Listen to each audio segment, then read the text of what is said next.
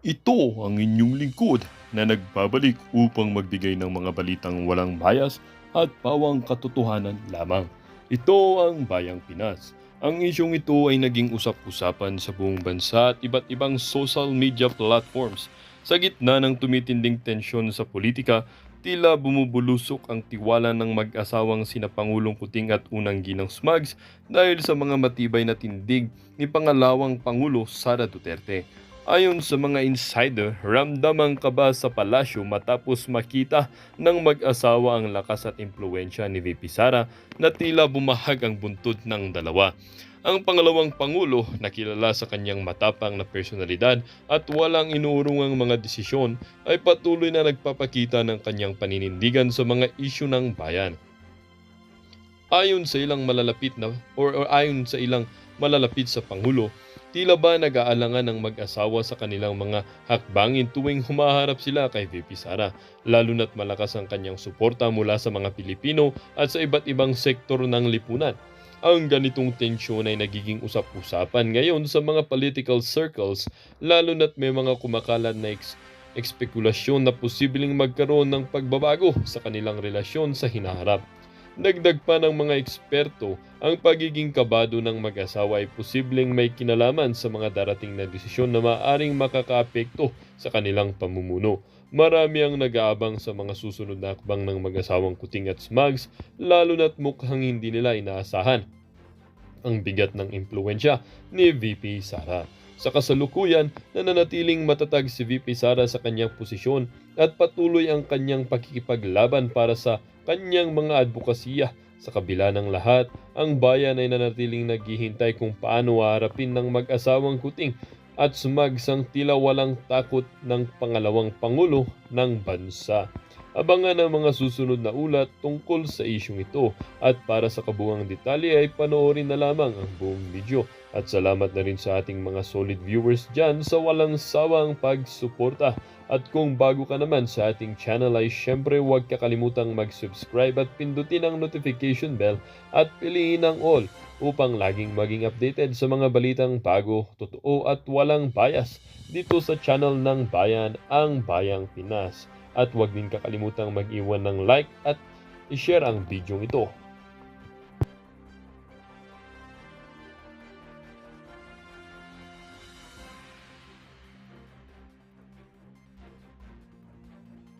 Easy. For the House, dali-dali lang yan. Of course, 200 is a majority. Pero ang tanong ko, bakit nag-hesitate yung 100? Bakit hindi unanimous? Bakit may nagdadalawang isip? Is it possible na may at least 100 dyan, or maybe less, na kinakabahan na baka shaky na po ang hold in power ng mga nakaupo? Thank you kay Avits at kay Len lang. Maraming salamat po sa inyo.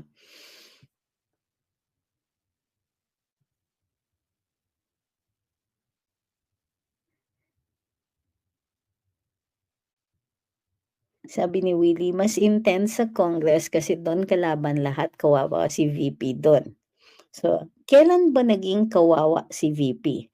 No matter what they throw at her, she will come out fighting. Ngayon, kung pagtutulungan nila siya, makikita naman natin that they don't even intend to have a fair fight. Di sige, let it. Tandaan ninyo, Filipinos love an underdog. And ang galing-galing ng Kongreso ngayon, ginawa nilang underdog ang mga Duterte. From VP Inday to former President Duterte, to former President RD, at saka kay to even Congressman Pulong, Attorney Man Scarpio, and to some extent, Mayor Baste Duterte. Thank you kay Christoph at kay Romeo. Diba? Sige, game, bring it! Kumbaga, no matter what, if VP Inday comes out strong and triumphant, kawawa ang Kongreso. If they if they bully her and they oppress her, not give her a chance to speak or make her look bad, magagalit din ng taong bayan. Remember, VP Inday is a very sympathetic figure. She's well-loved. What makes you think na that Kawawa is going to go against against the messaging, 'di ba? It goes against the propaganda nung kabila. Pero, 'di ba, ako, I am not worried. VP Inday is on a roll.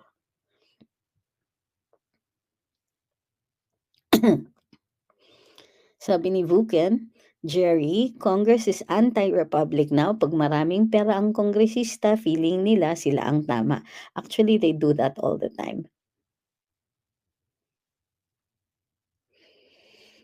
Thank you kay Igorot Pride. Maraming salamat.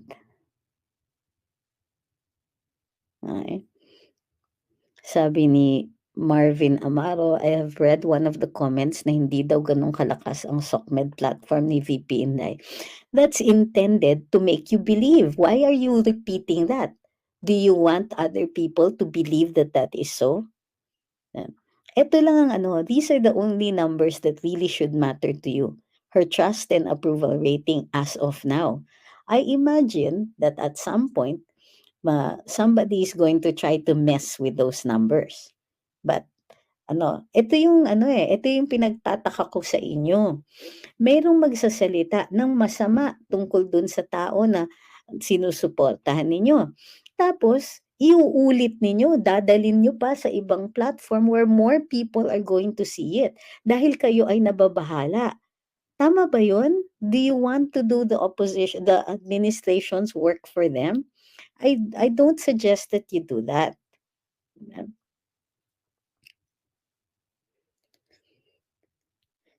So, ayan pa, iulit mo pa, pati OVP page. Does it matter?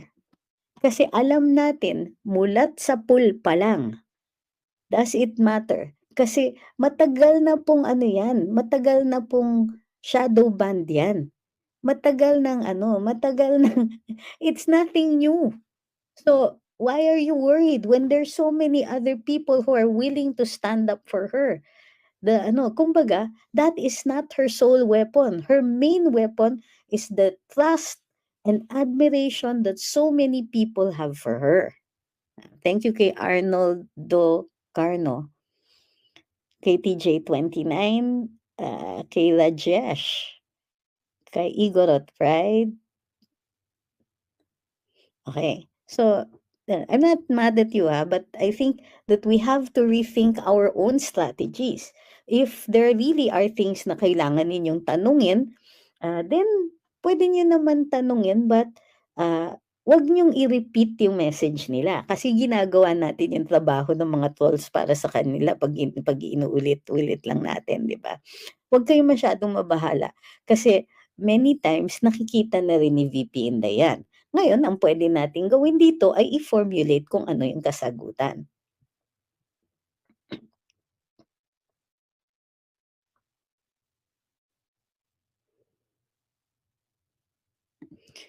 Sabi ni Freddy, ayaw namin dito sa Davao ang taong pula, puti. Kung kaibigan ka hanggang sa dulo, dulo tayo. Kay ang puso namin malambot pa sa mamon, madali kami kakausapin kami dito. Alam ko po yan. So, malapit na akong maging taga dyan. Hi kay Sky and June Fabro, maraming salamat po. No, I'm no longer in Canada po. Makikita niyo bukas kung nasaan ako. Promise. Sabi ni Dion, trust VP, master tactician tatay niya, hindi yan sila basta-basta nagpapaapi, lumalaban kahit in silence. Kaya ito lang ang gusto ko rin matandaan ninyo. Number 1, there was a time na tahimik si VP Inday. Okay? But, hindi ibig sabihin nun bulag siya. Hindi ibig sabihin nun na hindi siya na nagpabaya siya sa atin. Walang ganon. In fact, she was just biding her time. Thank you kay James. Thank you. Kay James, 2 beses. And she was also, iniipon niya yung kanyang personal na kaalaman. Ko diyan, give me a second, I need water.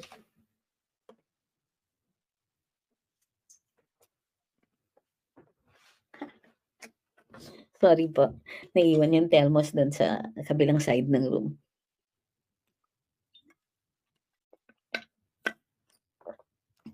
Okey.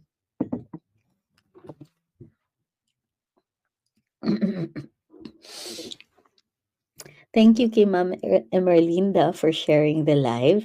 Thank you kay Tonichi, kay Igor at Pride, kay Ma'am Emelinda Luvido, kay Kitty Galore. Okey. Yan.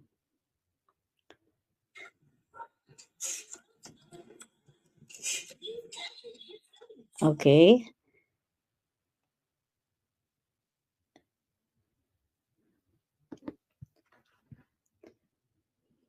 Sabi ni Eric, malaki ang political capital ng mga Duterte, kaya may leeway si VP Inday sumagot sa Senado. Senator Risa will feel that capital this coming elections.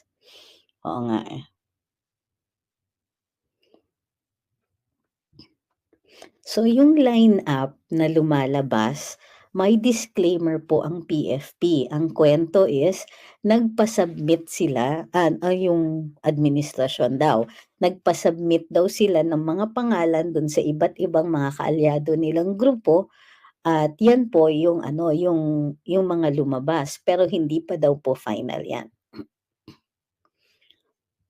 Sabi ni Dragon Follower, "Is people power far from happening? Nakakainis na kasi ginagawa nila." Do you honestly think that I would answer that? Unang-una, kung malapit na, eh, di winarning lang natin yung kabila at gagawa sila ng hakbang para ipigil yun. 'Pag sinabi ko naman na malayo pa, made-demoralize naman kayo. So there are some questions talaga that we have to think whether it should be asked publicly.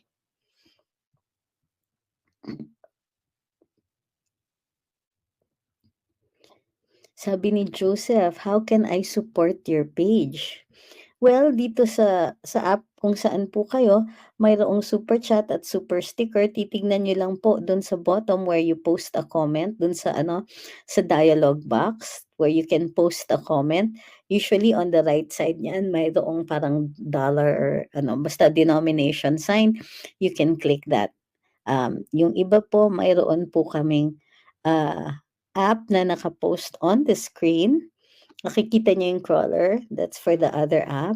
And then if limited naman ng kung otherwise you can like, share, follow, and subscribe.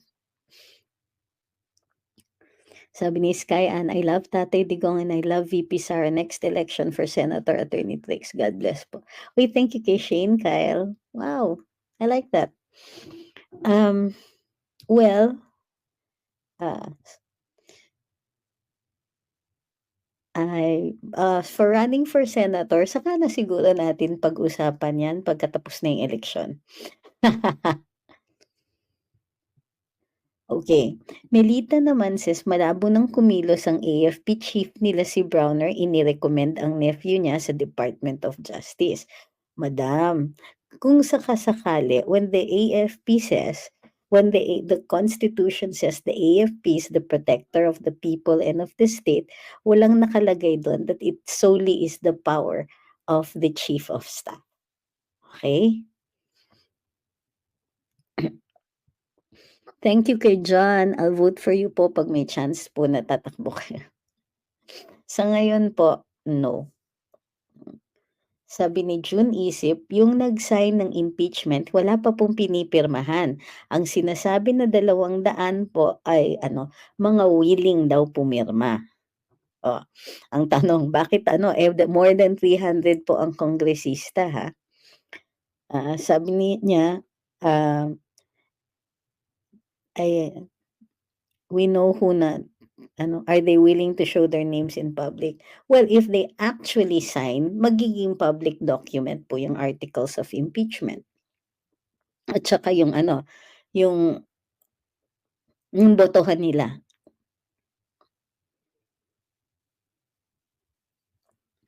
Sabi ni, hindi ko makita yung name.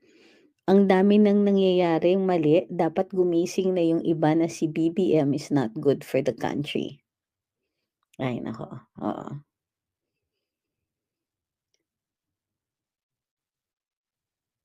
Sabi ni Rafi, "I've heard from someone online na illegal ang pagkukuha ng bilanggo as prisoner. Yes, that is true. Kailangan pinapaalam po. Kung convicted by final judgment, pinapaalam yan sa Korte Suprema." Also during PRD's time, parang ginamit din ata yung mga incarcerated drug lords like JB Sebastian as witnesses against De Lima. How is that different from what they're doing now? I'm true blue DDS, but I just want to wrap my head around how these two incidents of using inmates are different from each other. Rafi, they're not. All the times na naglabas ng bilanggo, ay puro itong mga 'to. Last time nung panahon ni Duterte, sinong bilanggo ang nilabas nila? Hindi ba si Laila de Lima ang nagpalabas nun? Hindi ba sina Matobato and all that, meron silang mga nilabas noon na mga convicted na. Well, si Matobato, I don't know kung convicted siya. Pero meron silang mga nilalabas na mga ano, yun, na mga bumabaliktad. Yung mga nag-testify against De Lima, yan, yung mga yan ay hindi pa convicted by final judgment dahil kapwa accused niya. So, hindi po yan mag-a-apply. So, pero yung iba, ginagamit talaga nila yan. Ngayon, the possibility here is that yung rules of court baka hindi nag-a-apply sa legislature because they are a co-equal branch. So, hindi ko naiintindihan kung bakit iniisip mo na ano, that works against the DDS. May problema ba? Mali nga yung ginagawa nila eh. So, pero because it is the legislature which is a co-equal branch, eh nagagawa nila.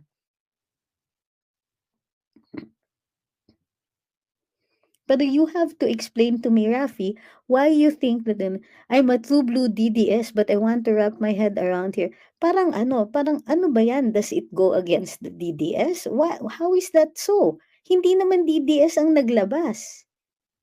So yung mga testimonies against Laila de Lima, hindi naman sila convicted by final judgment. So nakakalabas talaga sila. Basta may pahintulot dun sa hukuman na may jurisdiction dun sa kaso nila. Illuminated Luya says, should Pulong and Mans file libel against Gubang? It might be difficult because this is the testimony given in a legal proceeding.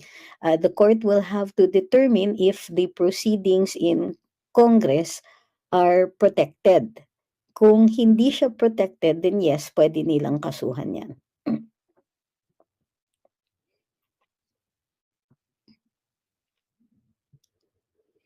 Maganda sana yung intention ni VP Sara sa book, ang problema po yung picture niya dun sa likod ng libro. Bakit? First time yun nangyari? Nagagamit tuloy ng kalaban niya sa politika. Eh bakit kayo naniniwala dun sa kalaban? Ibig sabihin, kahit sa inyo, you're uncomfortable with it. I am not, because I am a book author. My picture isn't in the book, but my name certainly is. And that's fairly common with authors of any book. So, yeah, but not all, but certainly a good and significant number of them, nasa book jacket yan. So ano yung, ang tanong ko, ikaw ang nag-worry dyan, sasabihin mo nagagamit ng kabila. Ibig sabihin naniniwala ka, you're uncomfortable with it. Now you tell me why you are uncomfortable with it. Bakit ganun? Diba? When it is done, why does she have to be an exception? Ang dami dito nagsasabi na gano'n, "Hindi, DDS ako pero ganito." Naku, don't disguise it and stop making excuses. Sasabihin ninyo maganda sana yung intention ng libro pero you think that the entire book is already soiled simply because she put her picture in it? I don't understand. How did it suddenly become not a good book simply because her name and her picture are in it? She is the author. Bakit? Hindi ba violation ng free speech yan if you're going to tell her what she can and cannot put in her own book?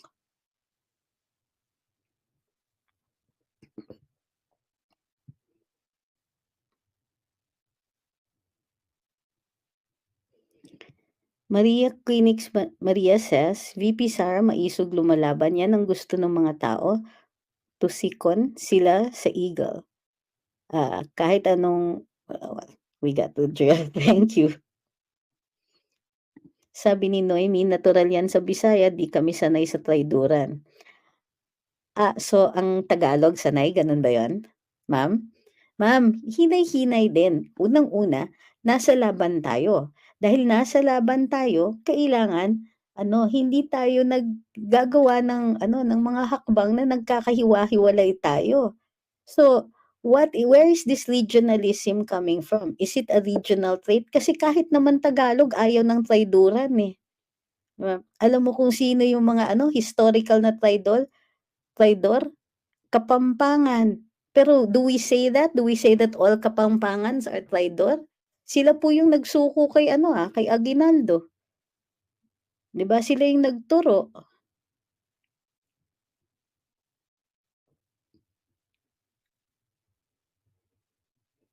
Sabi ni Renato, Diyos ko Lord naman yung mga nagbo-bring up ng picture ni VP, may libro din ako pinublish at gusto nung editor meron akong picture sa likod, ganun talaga. Oo, pero kay VP Inday bawal daw. Kahit yung mga kasi naniniwala kayo eh. Iniisip ninyo na na nangangampanya siya using a book, that's the least efficient. Kung gagastos ka na rin lang ng 10 million, bakit hindi ka mag-epal na lang at maglagay ng mga poster kung saan-saan. Congratulations, graduates. Katulad ng ginagawa ng ibang mga epal na kongresista.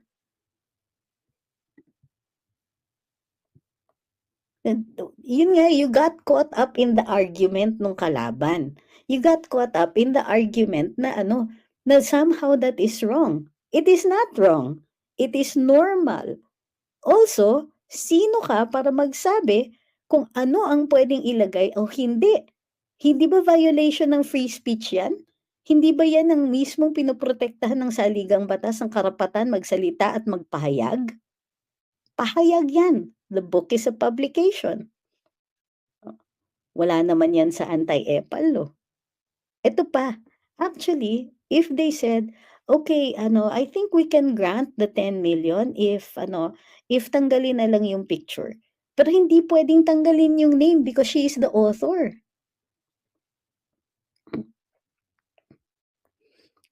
Pangatlo, bata ang nagbabasa niyan. If the parents are deeply involved with their kids, then of course makikita nila. Pero, like I said, it's not that efficient. Kung yun talagang binabanatan nila, ay hala. Hindi kasi nila mabanatan yung mga satellite offices eh. So yung libro pag-iinitan. By the way, binanatan nga pala nila yung satellite offices pero indirectly ang sinabi nila is duplication of functions ng DSWD. Pero hindi naman tinanong yon kay VP Lenny noon.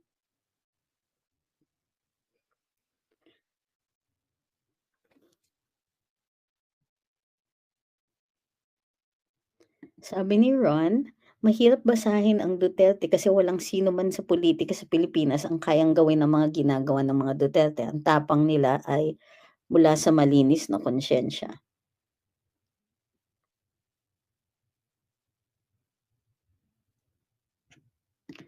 Sabi ni Kuya Nick, maganda sana ay nabasa ko na kaya nga sinabi ko na yan eh. Yung picture ba problema? Hindi nga natin mairereklamo yung mga pictures ng ng mga pahayagan unless talagang they show you in a libelous light. Yes, pictures can be libel. Oh.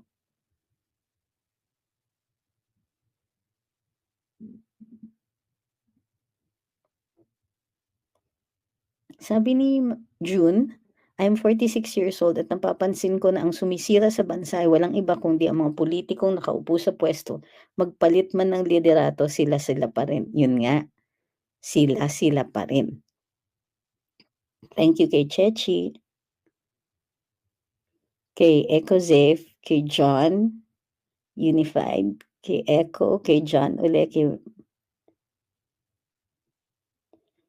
Ma'am Alice, kay Shane, Kyle, kay John uli, kay Chechi uli.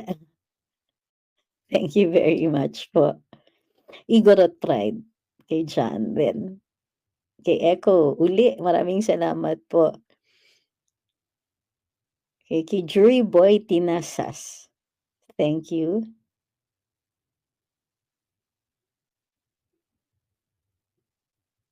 Hi Ma'am Ermerlinda. May nagtanong pero hindi ko na siya mahanap. Thank you uli kay John. Kay Lan Ramos, salamat. Kung papatalsikin daw si VP, anong ground? Sa tingin mo kailangan ng ground? Ang magi-interpret ng grounds for for impeachment po ay yung yung body like Congress. Yeah. So ano yung mga grounds? Violation of the Constitution, public trust, high crimes, etc. At Congress ang magde-decide which acts are appurtenant to that. Thank you kay Echo, kay Lan, kay Chechi. Sabi ni Sir Nan, si Mar Rojas nga, book niya cartoon, siya ang character. Muntang. Sabi ni Ma'am Ana, funny kayo, lahat ata ng libro ko may mukha ng author. Seryoso kayo dyan? Bakit exempted siya?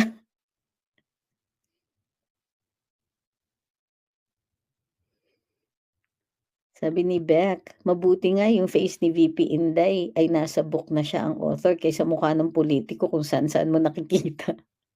Totoo yan. Thank you kay Chechi.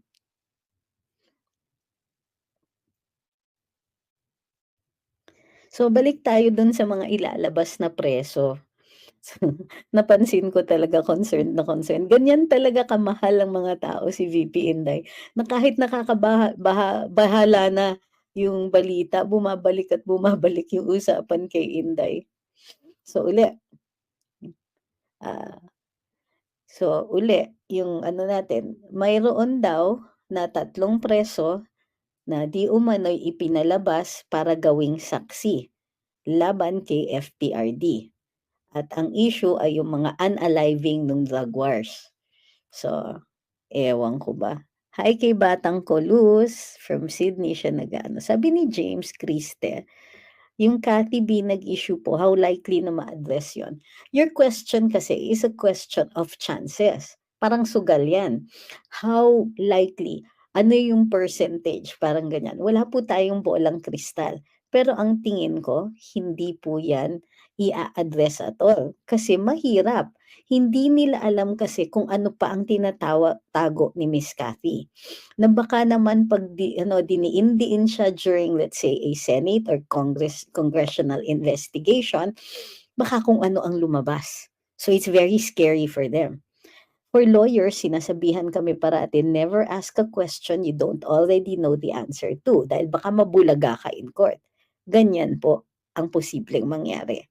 So kung ako yung mga kongresista at mga senador, ay ignore the issue talaga.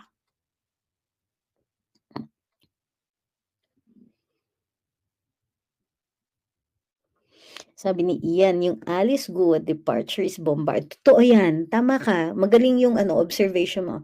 Bombarded on FB, kahit walang connection sa mga pages, Alice Go topic is being forced on us. Totoo yan. Kasi ang tingin ko, mayroon silang somebody na gusto nilang ilaglag, ikukonekta nila dyan. Kasi 'di ba kahit NBI hindi pa nila alam, DOJ di pa nila alam, ina-announce na ni Senator Risa. And in fact, nung una sinasabi ng NBI tsaka ng DOJ, as far as we know, she's still in the country. Saan ba ang Bureau of Immigrations? 'Di ba napapasailalim siya sa DOJ? So, bakit hindi nila alam? Pero ngayon, parang, meron na sigurong kumausap sa kanila. Ngayon, tama ka bombarded, that's the word, Ian, tama ka dyan. Na bombarded on, parang talagang kahit nung paggising ko, nung the other day, ba yan, or yesterday, ayan, tuloy-tuloy na, puro si Senator Risa. Now, there's 2 purposes for that one. Isa, syempre, mabalandra ang mukha ng senadora. And number 2, ay para para mag-focus ang mga tao doon sa Alice Guo issue. unfortunately, isang exchange lang nila with VP Inday, whatever goodwill that she had gained dun sa Alice Go issue, and meron goodwill po kasi ang dami sa inyong naniniwala, 'di ba? May mga nagsasabi na, "Ayan, kriminal, pinatakas niyo." Wala pa po. Alam niyo, itong all of this hullabaloo about, yung pagtatakas kuno ni Alice Guo must be subjected to closer scrutiny. Alam niyo kung bakit? There is no case, okay? Meron siguro siyang arrest galing sa Senado, pero ano yung nakalagay dun sa batas? Puwede lang ibawal ang pag-alis ng isang tao with a court order. Okay, kaya nga watchlist lang siya. Ang watchlist 'pag dumaan siya sa immigrations, she will be subjected to intense questioning, but she cannot be prevented from leaving. O pasok niyo yan sa utak ninyo. So bakit nila ginagasgas ang issue ni ni former Mayor Alice Guo? Bakit kailangan ipalabas na tumakas siya, criminal siya, because it underscores, it makes her look like a criminal talaga. Wala pa pong kaso. Ang mga findings na yan ay findings in the Senate. Ang Senado ay hindi hukuman. Okay? And in fact, hindi natin alam kung ganong kabigat yung ebidensya na yan until it is tested in court. Oh, naiintindihan niyo na kung bakit ano, sabi ni Charms, crush ko pa naman si Alice Guo. In fairness 'no, pretty siya. But that's not the point. The point is, she is not guilty yet. She is innocent until proven otherwise. And the law says that she can travel because travel is a presumed right. It's a right. Okay? May karapatan ang bawat mamamayan at kahit hindi mamamayan mag-travel. Ginagarantiya yan ng saligang batas. So the only way na pwede mong ilimita ang isang karapatan ay kung may court order. Okay? Kasi may due process yan. 'Di ba? Anong sabi ng saligang batas? No person shall be deprived of life, liberty, or property without due process of law. And the due process comes from the court in cases like this. So wag po kayong magpapadala sa kadramahan ni Senator Risa. And she's allowed, of course, she's a senator and she has the freedom of speech. Pero that doesn't mean na kailangan nating maniwala. Diba? They're all politicians and they all have an agenda. Senator Risa is no exception. So itong, bakit nakatakas? Takas? Bakit? Arestado ba siya? By what court? Diba? Meron siyang order siguro coming from the Senate to appear. Kung in contempt siya, pwede siyang i-detain. But that's not a court. Okay? Gumawa sila ng batas kung gusto nila. But the Senate and the House, hindi sila gumagawa ng batas na magpipigil ng pag-travel ng isang tao na na humaharap sa kanilang mga inquiry. And again, these aren't even hearings. Mali yung term na yon. These are inquiries. It's very similar to an investigation, but it's not a court. Okay? So yan po ang dapat natin, mindset natin. Why are they so gung-ho against Alice Guo? So diyan na papasok ngayon yung bagong pasabog ni Madam Maharlika. Anong sabi ni Madam? Basahin natin. Hahanapin ko pa. Pasensya na po. Okay. So,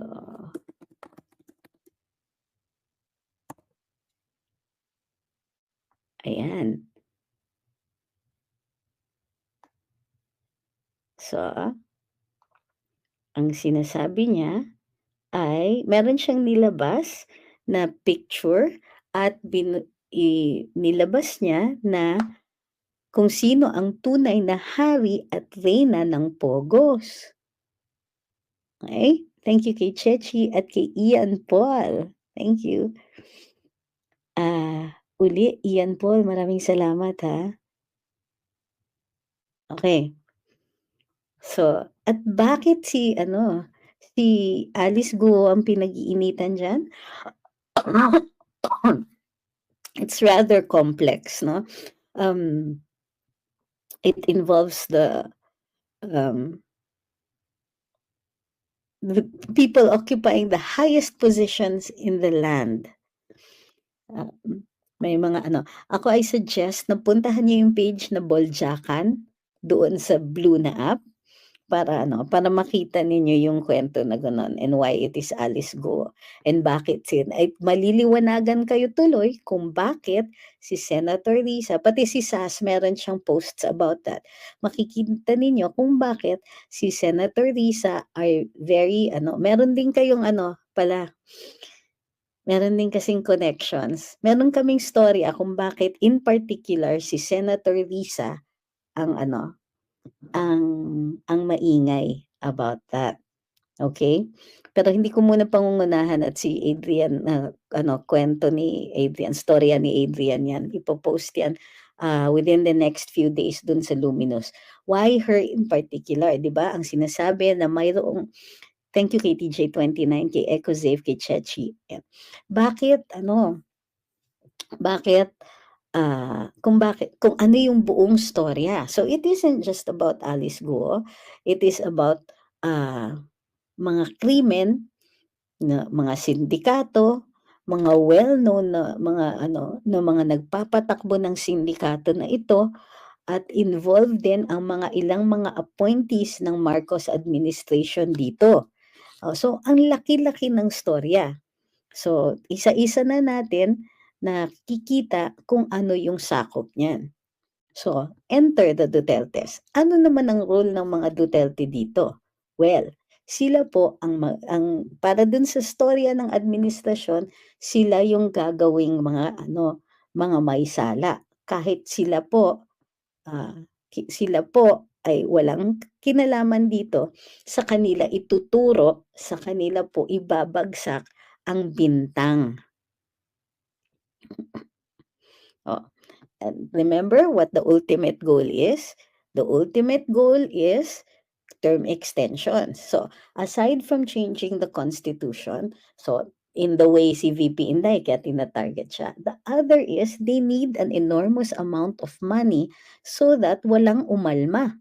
So that mahihimas nila, mamamasahe nila in such a way na papayag din ang taong bayan dyan. So, paano yan? Paano nila gagawin yan? I-eliminate nila yung mga taong may impluensya na maaaring i-point out yung mga problema ng kanilang mga sinusulong. I-eliminate nila yung mga taong pwedeng mangampanya for a no sa mga referendum nila. Pwede rin ini-eliminate nila yung mga tao na maaaring not just kumontra using their words, pero kumontra by running and obtaining positions and thus obtaining platforms to be strongly in opposition to what they want.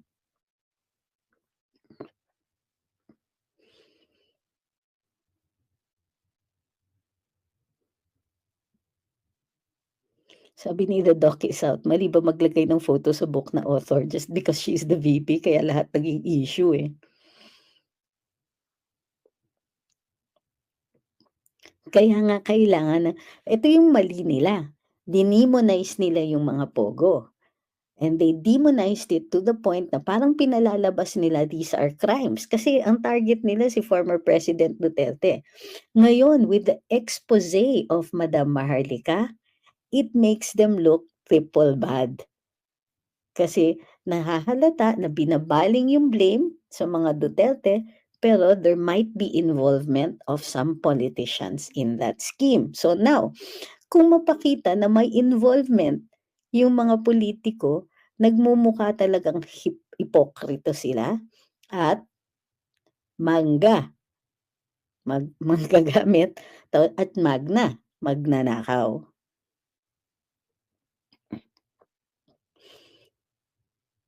Eh. Sabi ni Ma'am Bicola ng makulit, huwag pong kakalimutan, like, share, follow, subscribe. Sabi ni Concordia, "Hello po, magandang Miyerkules sa lahat ng nanonood. May konting eham na lang po." Sabi ni Alisa, "Tama yung video ni Percy Lapid nung nabubuhay pa siya, na distraction yun, eh. You know why? Yung value niyan maliit na lang. You cannot make him a witness." Glorious Visitation says, "Ayuda pa more ang gagawin nila kasi walang laman ng mga utak nila para mag-isip ng mga makabuluhang proyekto para sa tao. Wala silang alam sa public service talaga at wala silang intensyon na magserbisyo sa publiko. Just their own self-interest ang pinaiiral nila. It just so happens na sometimes kakailanganin nila yung actual boto ng mga tao, 'di ba?"